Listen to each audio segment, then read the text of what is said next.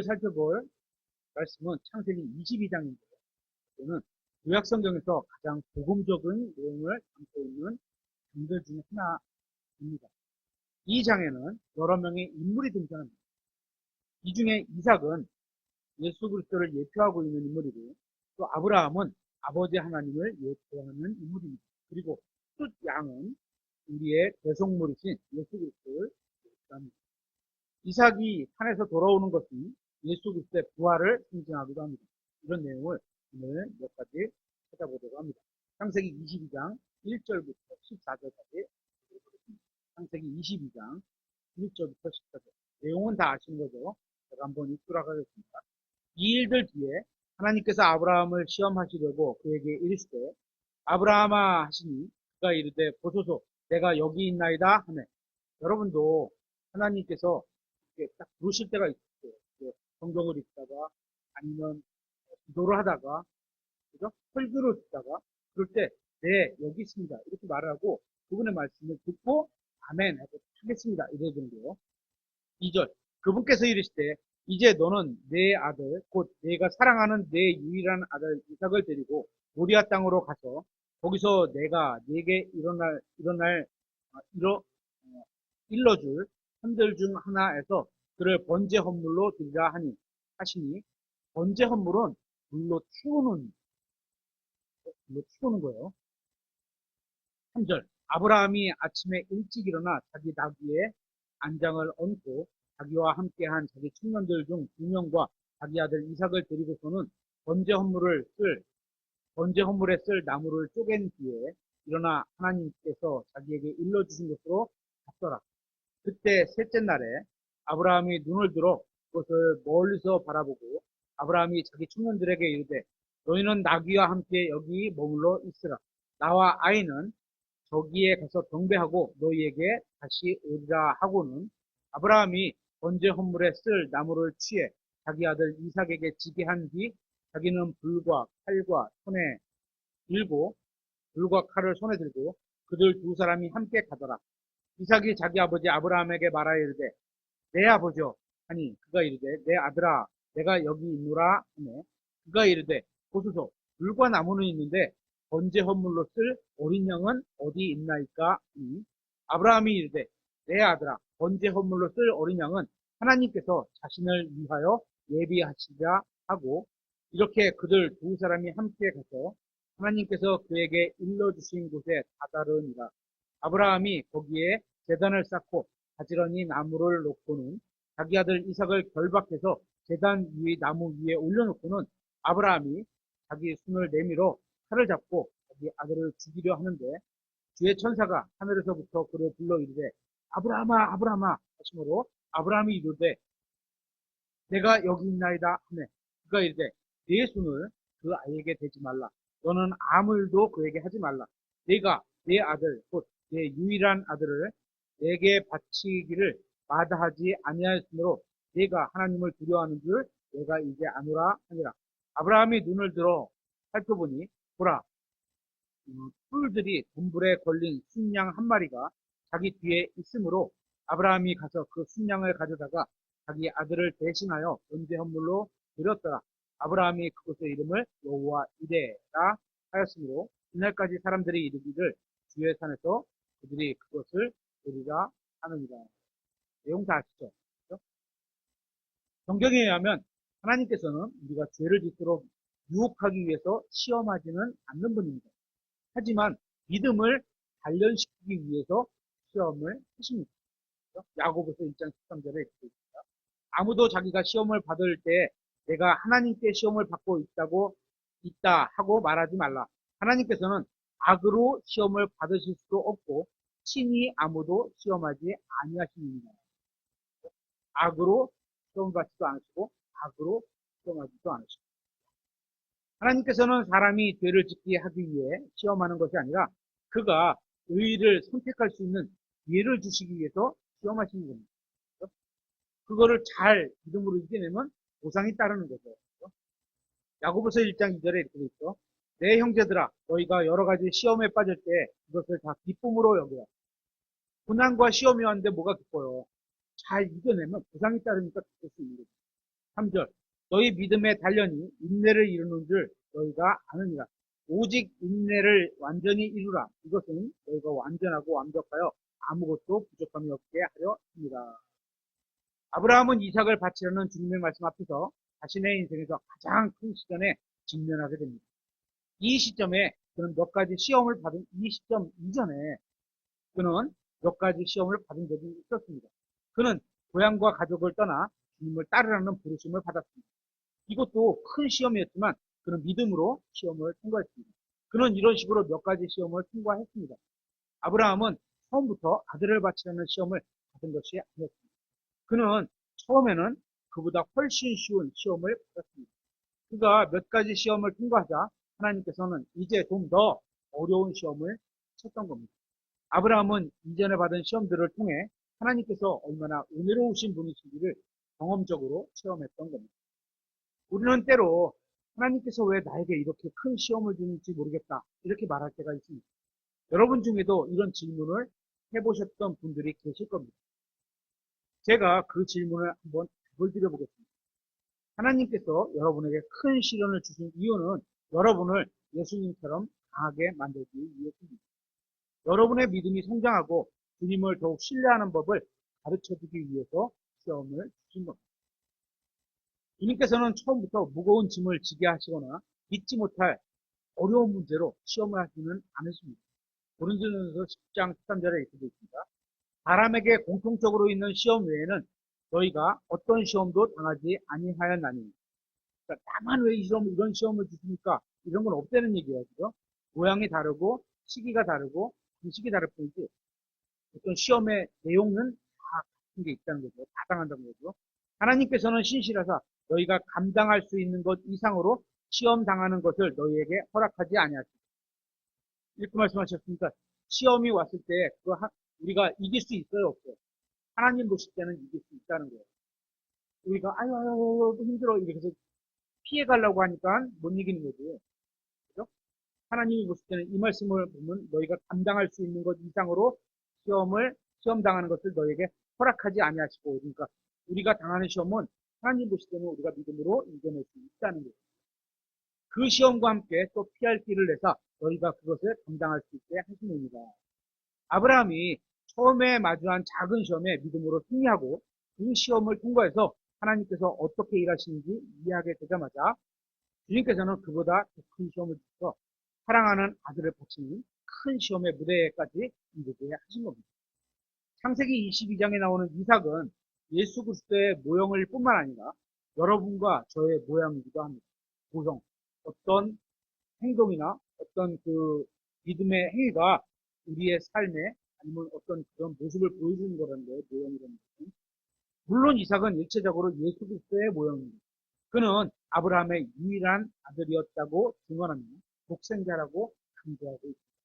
히브리서 11장 17절에 믿음으로 아브라함은 단련을 받을 때 이삭을 바쳤으니 약속들을 받은 그가 자신의 독생자를 바쳤느니라. 아들이 있었어요, 없었어요?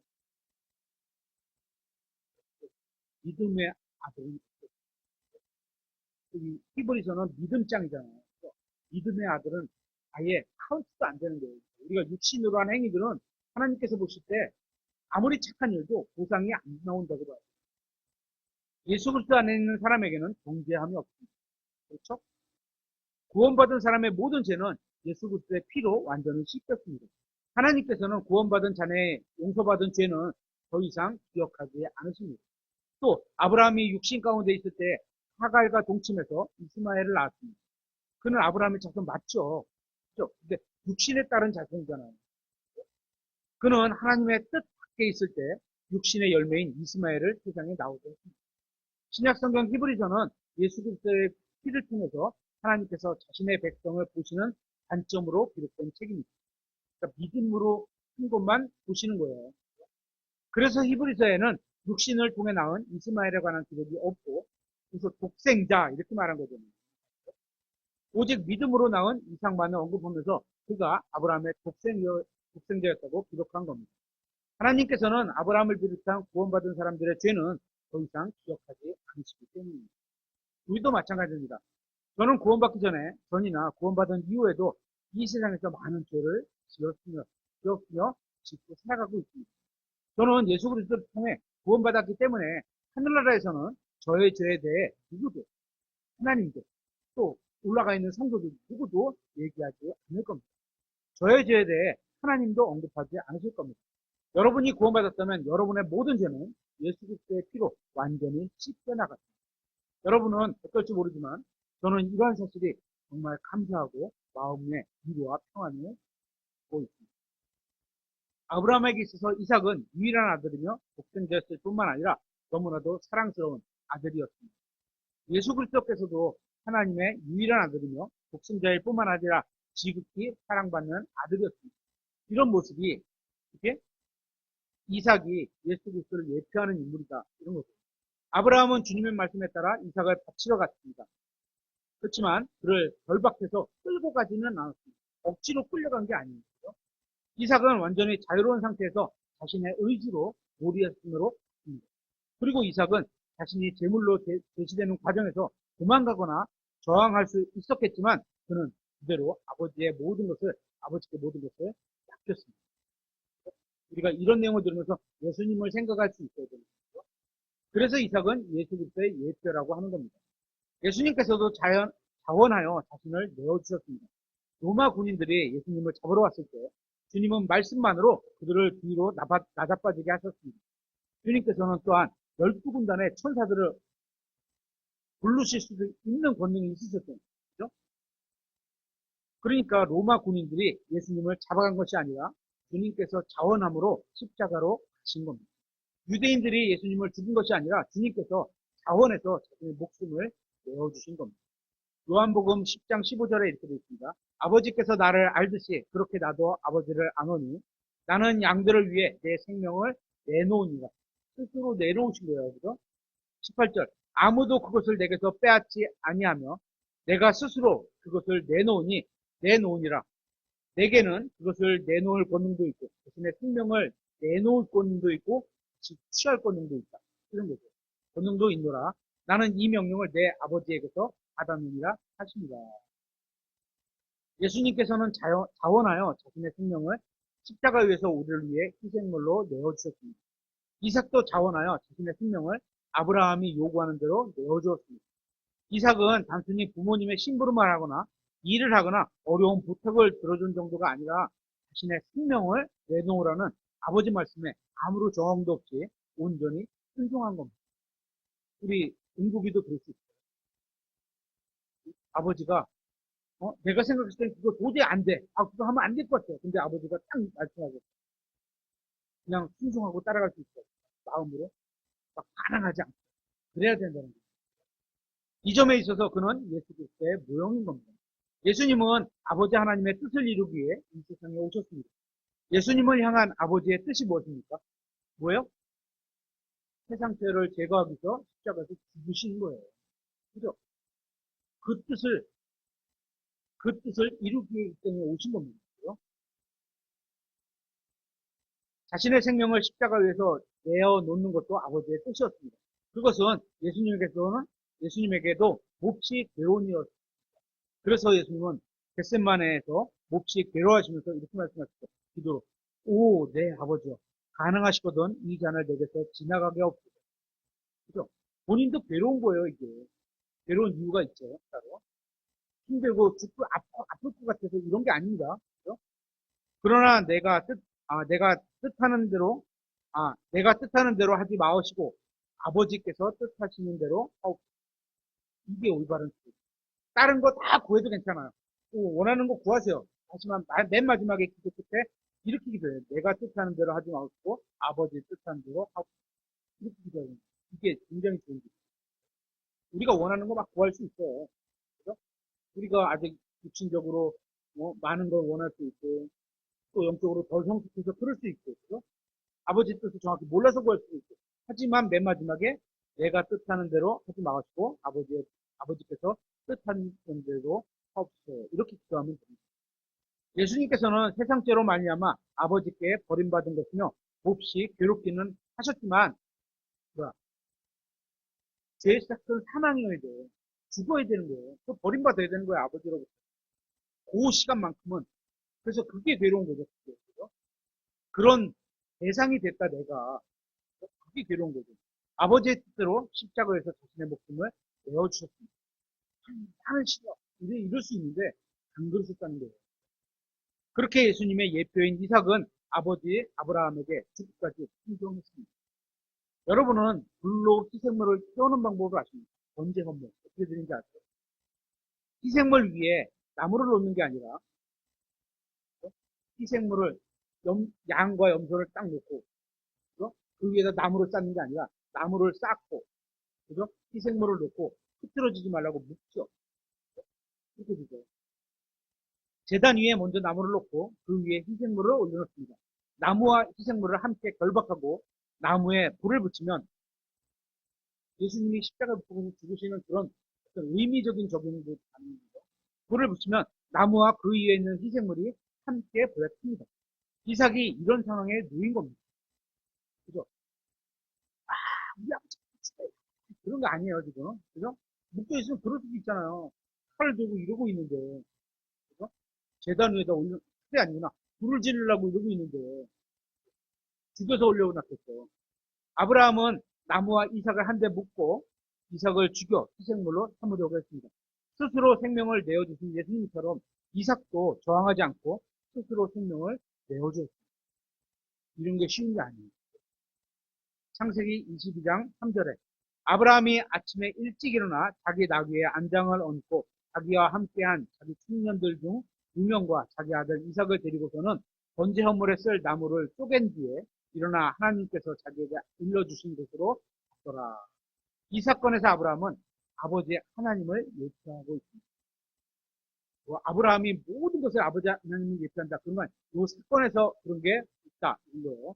아브라함은 종들이 있었지만 직접 나귀에 안장을 얹었고 번제 헌물에 쓸 나무를 직접 쪼개 5절에 아브라함이 자기 청년들에게 이르되 너희는 나귀와 함께 여기에 머물러 있으라.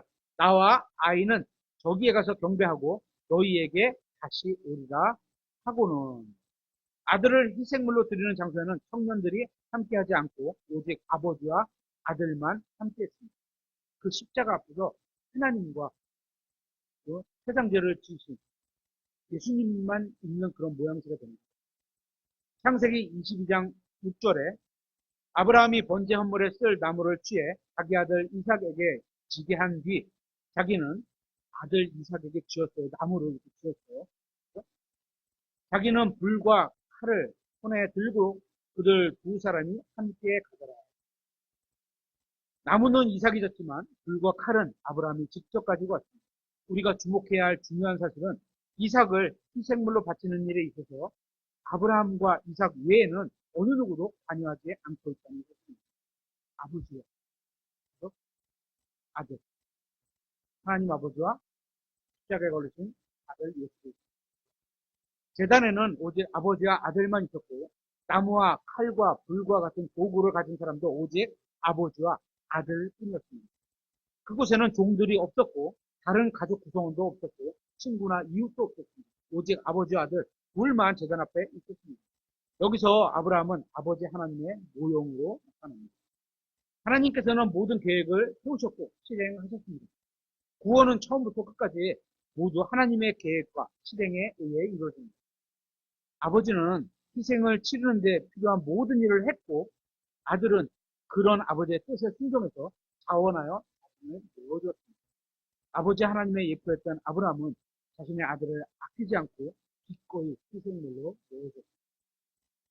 요한복음 3장 16절에 이렇게 있죠. 하나님께서 세상을 이처럼 사랑하사 자신의 독생자를 주셨으니 이것은 누구든지 그를 믿는 자는 멸망하지 아니하고 영존하는 생명을 얻게 하려 하심이라. 사람들은 흔히 이 말씀에서 뒷부분을 주목합니다. 어디? 누구든지 그를 믿는 자는 멸망하지 않고 영존하는 생명을 얻게 하려 하십니다.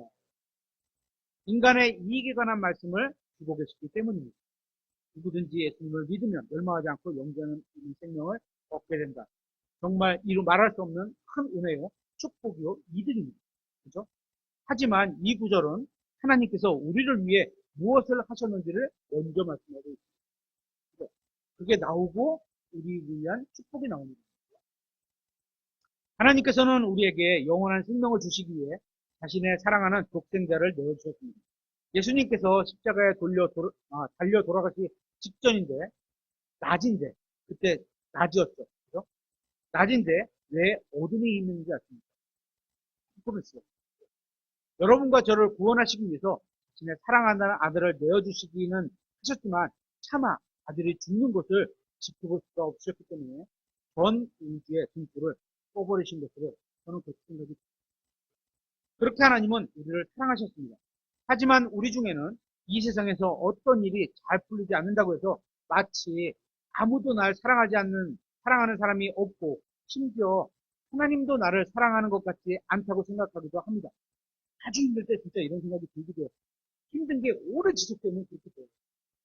구원받은 사람이 아무도 나를 사랑하는 것 같지 않고 진정한 친구도 없다고 생각한다면, 그것은 자기가 그의 머릿속에 넣어준 거짓말을 했던 겁니다.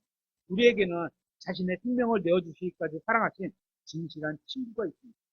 마귀가 우리의 머리와 마음을 어지럽힐 때마다 다시 십자가로 돌아가서 아버지 하나님과 예수 그리스도의 사랑을 생각해 보십시오. 로마서 8장 30절에 이렇게 되어 있습니다. 자신의 아들을 아끼지 아니하시고 우리 모두를 위해 그분을 내어주신 분께서 어찌 그 아들과 함께 또한 모든 것을 우리에게 값없이 주지 아니하시겠느냐. 아브라함은 자신의 아들을 아끼지 아니하고 내어주신 아버지 하나님의 모형입니다. 우리는 이 아버지의 사랑과 아들의 희생으로 구원을 마음껏 누릴 수 있게 된 겁니다. 다시 창세기 22장으로 와서 13절에 아브라함이 눈을 들어 살펴보니 보라, 뿔들이 덤불에 걸린 숫약 한 마리가 자기 뒤에 있으므로 아브라함이 가서 그 순양을 가져다가 자기 아들을 대신하여 번제 헌물로 드렸더라. 여기에 나오는 순양은 우리의 대속물을 상징합니다. 대신 죽는 거잖아요. 아들 이삭을 대신해서. 순양의 머리에 있는 뿔이 어디에 걸렸어요? 가시덤불에 걸려있어요. 근데 참 신기하죠? 가시관을 쓰셨어요. 이런 머리에 걸려있는데 가시관을 예수님께서 쓰셨어요. 이런 게 연관이 되는 것처럼 보이는 거죠. 머리에 가시덤불이 둘러 있었다는 것을 의미합니다. 순양은 다리가 부러지지 않은 채 있었습니다. 딱 버티고 서 있었잖아요. 그렇죠? 앞다리가 덤불에 걸려있지도 않았습니다. 또 줄에 매어있지도 않았습니다. 아브라함은 머리에 가시덤불에 둘러싸여 있는 순양을 보았습니다. 그 양은 이삭을 대신해서 제단에 놓였습니다. 죽어 마땅한 사람의 대신해서 예수 그리스도 순양이 또 고를 때는 예수 그리스도의 모양이 되겠습니다. 성경의 놀라운 점 하나는 읽을 때마다 항상 전에는 보지 못했던 새로운 것이 보게 됩니다. 그런 경험 있죠? 진짜 읽을 때마다 야 이게 이런 게 여기 있었어? 이런 게 있어. 계속 발견돼요. 점점 더 신기한 거죠. 이런 게 진짜 이런 묘미가 진짜 하나님께서 이런 진짜 마음의 생각을 갖다. 창세기와 히브리서의 기자는 서로 다르지만 성경의 저자는 동일합니다. 성경의 저자가 누구라고 했죠? 성령입니다. 성령 하나님. 성경은 영원하신 분의 영원하신 말씀입니다. 성경은 무한하신 분의 무한한 말씀입니다. 성경이 하나님은 아니지만 성경은 하나님의 말씀으로 하나님의 성품을 그대로 담고 있는 책이기도 합니다. 그래서 성경이 말씀하시기를 이렇게 표현하잖아요. 그냥 글자로만 있는 게 아니고 그 안에 하나님의 속성을 그냥 똑같이 담고 있는 거예요. 본능도 담고 있고. 따라서 누구도 성경을 완벽히 이해할 수는 없습니다. 잠언서 3장 5절에 이렇게 되어 있어요. 내 마음을 다하여 주를 신뢰하고 마음을 다해서 주를 신뢰하라. 그 다음에 뭐라 그러냐? 너 자신의 명철을 의지하지 말라. 명철이 언더스탠드 있는데 이게 이해하다 이렇게 되는 거예요. 네 자신이 이해한 것을 전적으로 맞다고 의지하지 말라. 100% 신뢰하지 말라. 그러니까 이 말씀은 누구도 자신이 성경을 다 이해했다고 완벽하게 이해했다고 생각하지 말라는 거예요. 히브리서 10장 5절에 그러므로 그분께서 세상에 들어오실 때 이르시되 희생물과 헌물은 주께서 원치 아니하시고 오히려 나를 위해 한 몸을 예비하셨나이다. 죄로 인한 번제 헌물과 희생물은 주께서 기뻐하지 아니하셨나이다. 그때 내가 말하기를 오 하나님이여 보시옵소서 내가 주의 뜻을 행하러 오나이다. 두루마리 책에 나에 대하여 기록된 것이 있나이다 하였나이다 하시느니라. 위에서 그분께서 이르시기를 희생물과 헌물과 번제 헌물과 죄로 인한 헌물은 주께서 원치 아니하시고 기뻐하지도 아니하셨나이다 하셨는데 그것들은 율법에 따라 드리는 것들이다. 율법에 따라 드리는 것들은 주님께서 기뻐하지 않으신다 이렇게 있는 거예요. 그러니까 무슨 절기 이런 거 너무 따질 필요 없어요. 그러니까 매일이 우리는 예수 그리스도의 죽으심과 묻히심과 살아나신 부활하신 그죠?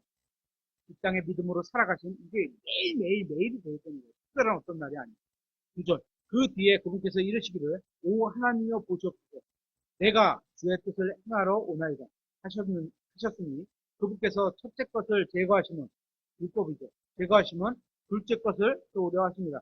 바로 이 뜻에 의해 예수 그리스도의 몸이 한 번 영원히 드려짐을 통해 두 번 죽으면 안 돼. 한 번 영원히 한 번 죽으셨는데 그 영원히 그죠? 그러니까 우리가 구원받은 건 예수님의 한 번 죽으심으로 영원한 구원을 받는 거예요. 통해 우리가 거룩히 구별되느라. 창세기 22장에서 이삭이 모리아 산으로 갔을 때 희생물로 자신을 내어드리기까지는 예수 그리스도의 예표였습니다. 거기까지. 그죠? 거기까지. 그가 살아서 산을 내려갔을 때 그죠? 죽은 자 같은데 죽었었어야 했는데 다시 부활해서 내려오는 그런 내려갔을 때는 그는 부활하신 예수님을 예표할 수가 있습니다. 그분을 믿고 구원받은 여러분과 저희 예표가 되기도 합니다. 마땅히 죽었어야 되는데 누가 죽었어? 속죄의 양이 죽었잖아요. 그죠? 우리가 마땅히 죽었어야 되는데 누가 죽었어? 예수 그리스도가 죽으셨잖아요. 그래서 다시 내려오는 그 모양이 우리의 예표적인 인물이기도 한 거예요. 왜냐하면 이삭이 실제로 죽은 것이 아니라 순양이 이삭을 대신해서 죽었기 때문입니다. 순양이 이삭을 대신해서 희생되었습니다. 예수님께서 십자가 위에서 우리를 위해 자신의 생명을 내어주신 모양입니다. 주님께서 받으신 형벌은 원래 우리가 받아야 하는 것이었습니다. 우리는 십자가 밑에서 예수님을 만났습니다. 원래 이삭이 제단에서 희생당해야 했는데 순양이 이삭을 대신해서 희생당한 것처럼 우리는 십자가 아래서 예수님을 만났고 예수님은 우리를 대신해서 십자가에 오르셨습니다. 이삭은 죽어야만 했지만 순양이 이삭을 대신했습니다. 이러한 사실로 인해서 이삭은 예수님을 상징하면서도 동시에 예수님으로 인해 살게 된 우리들, 구원받은 우리를 상징하기도 합니다. 히브리서 11장 17절에 이렇게 되어 있습니다. 믿음으로 아브라함은 단련을 받을 때 이삭을 바쳤으니 약속들을 받은 그가 자신의 독생자를 바쳤는가. 여기서 우리는 성경이 시험이라는 단어를 어떻게 정의하는지를 만나게 됩니다. 창세기 22장 1절에서는 시험이라고 했는데 히브리서 11장 17절에서는 단련이라는 단어를 사용하고 있습니다. 그러니까 시험, 단련. 시험이 우리의 단련을 갖고 있는구나.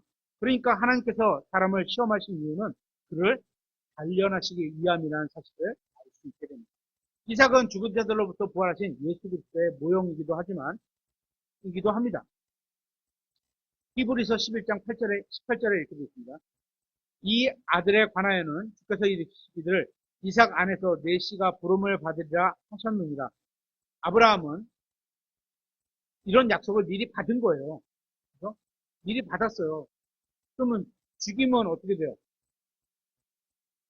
하나님께서 살리시겠다는 믿음이 있는 거죠. 왜냐하면 그 전에 하나님이 이 말씀을 하셨기 때문에 그런 믿음을 가질 수 있는 거예요. 아무 말씀도 안 했는데 그냥 내가 상상해서 가진 게 아니에요.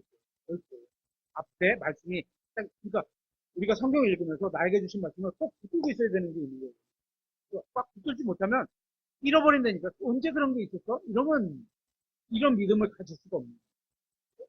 이삭에 대해서 내 씨가 부름을 받 이삭 안에서 내 씨가 부름을 받았다. 이삭이 계속 대를 이어나가야 되는데 어렸을 때 번제 헌물로 들여서 죽여버리면 이 하나님 말씀하신 게 이어지지가 않잖아요. 그러니까 아브라함은 이삭 안에서 부르심을 받았기 때문에 하나님이 죽이셔도 얘를 다시 살리시겠구나. 어떤 방법인지는 모르지만 그 말씀을 성취하시겠구나 하면 그런 믿음을 갖고 진대하고 가서 죽일 수 있는 거죠.